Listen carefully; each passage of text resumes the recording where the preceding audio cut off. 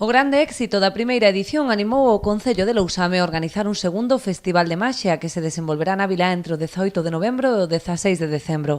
Cada sábado ás 6 da tarde haberá na Casa da Cultura un espectáculo para toda a familia. Ao comprobar que o ano pasado tuvo tanto éxito, pois entonces decidimos volver a facela, como moi ben decía Edu, e eso que todo o mundo se anime e eso que é para todos os públicos, que traen aos nenos, que veñan os maiores, que a ver se volvemos a ter tanto éxito como o ano pasado, que eu estou segura de que sí. Este ano o festival conta cunha chega da Deputación da Coruña o que permitirá contar con 4 magos de renome. Empezaríamos o día 18 de novembro, son todas as actuacións os sábados, co Mago Román, 18 de novembro, 6 da tarde, o 25 de novembro sería Kiko Pastur, o 2 de decembro o Mago Romarís e acabamos co Mago Teto o 16 de decembro. Esta actividade vense sumará a ampla oferta cultural do Concello de Lousame, que busca chegar o ocio a todos os públicos. Nos 2 meses tuvemos talleres de fotografía, obradoiros de cultura urbana, de beatbox, de graffiti, de rap en galego.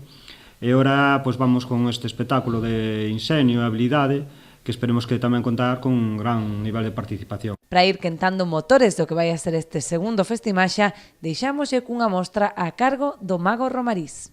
Era o as de rombos, gran carta, verdad? Tenemos o as de rombos, o 2 de rombos, o 3 de rombos. Pero resulta que por aí voando, sabes quen viña? O vampiro das cartas. Que ten cara de malo, E foi ver as 3 cartas soas, e dixo, hombre, 3 cartas soas sin protección, voando botouse en riba do 3. Claro que no momento de confusión, o as aproveitou para escapar. Despois, o 2 aproveitou para escapar. A pouco tempo. Fui mirar, e dime conta, que resulta que o 3 xa non estaba. Foise marchando, marchouse voando co vampiro.